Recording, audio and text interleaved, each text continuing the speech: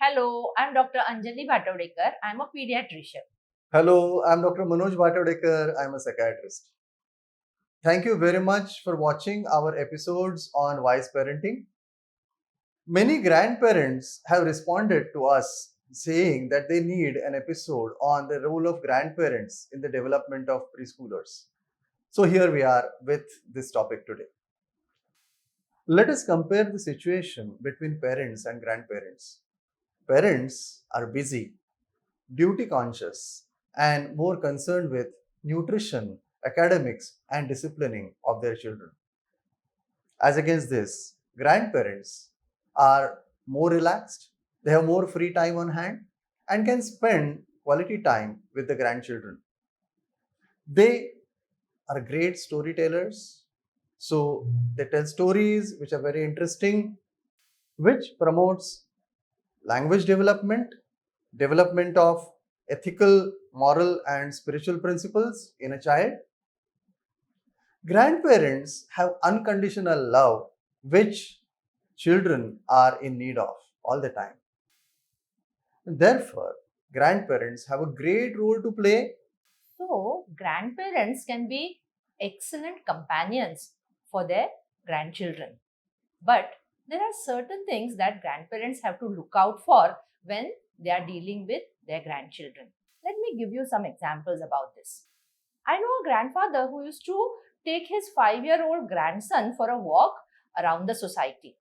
But the grandfather was so scared that the child would leave his hand and run about that he would hold his hand tightly throughout the 15 or 20 minutes of walk and not allow the child to budge here or there. This is actually not so good for the child's development, right? The other thing which I have seen is grandparents will not allow the child to do the chores which they are able to do, like say washing their hands and feet or clearing the mess that the toys have made, which the children should be able to do. But grandparents are so overprotective that they will not allow the child to do it. So these are not really good in the long run for the disciplining of the child. The other thing which I have seen is pampering. I remember a case which had come to me years ago.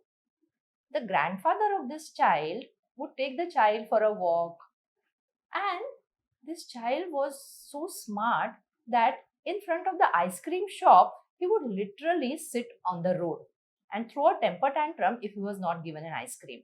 So every single day, this grandfather would give ice cream to the child. Now, the mother obviously did not like this behavior. It is not good nutritionally for the child, of course.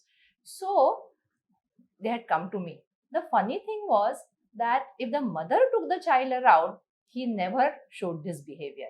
So the child was aware that the grandfather is really scared of the temper tantrums, and that's why he would behave in this manner.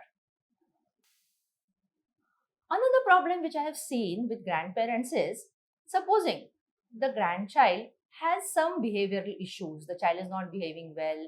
He has a tendency to hit others or throw things or throw temper tantrums. Then this behavior is discussed very often with either other relatives or their friends or wherever they go, and this happens right in front of the child. When this happens often, the child actually feels that he is praised and it reinforces his bad behavior.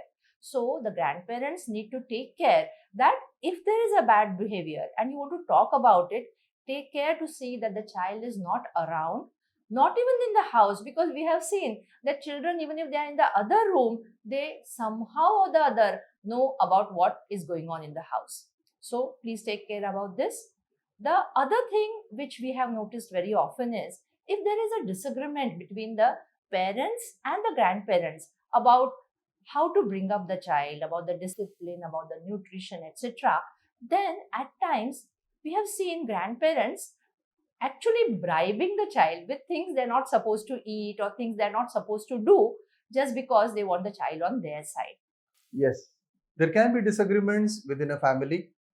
If the disagreements are mild, they can be easily resolved with proper communication between members of the family. So remember, communication is the key to solving most of the issues in the family, and this is in the interest of the child.